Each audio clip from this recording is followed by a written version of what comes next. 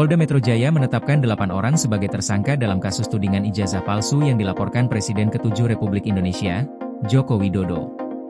Salah satu tersangka yang ditetapkan adalah mantan Menteri Pemuda dan Olahraga, Rai Suryo.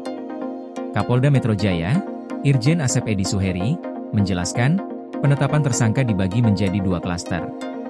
Klaster pertama terdiri dari 5 orang, sedangkan klaster kedua berjumlah 3 orang. Penetapan ini dilakukan setelah melalui proses gelar perkara yang melibatkan pihak internal dan eksternal Polda Metro Jaya. Proses gelar perkara dilakukan secara komprehensif, ilmiah, dan melibatkan berbagai ahli di bidangnya masing-masing. Para ahli yang dimintai keterangan antara lain ahli pidana, sosiologi hukum, komunikasi, dan bahasa. Selain itu, asistensi dilakukan oleh Itwasda, Wasidik, Propam, serta Bitkum untuk memastikan prosedur hukum berjalan sesuai ketentuan.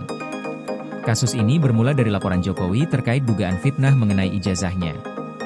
Laporan tersebut diajukan dengan dasar pasal 310 dan 311 KUHP, serta pasal 27A, 32, dan 35 Undang-Undang tentang Informasi dan Transaksi Elektronik.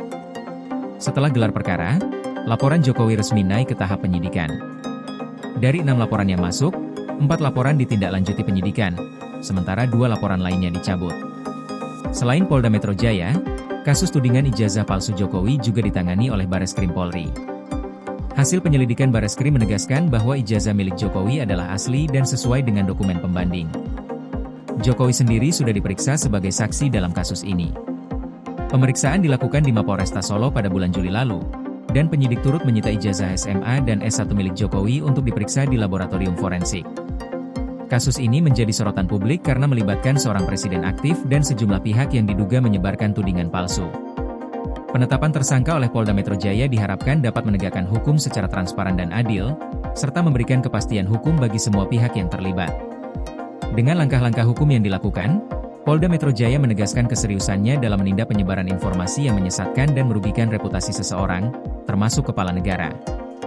Kasus ini juga menjadi pengingat pentingnya verifikasi fakta sebelum menyebarkan tudingan yang dapat merugikan pihak lain. Koordinasi PLN dengan TNGL jelang Hari Kesaktian Pancasila, listrik terbangun, alam tetap lestari.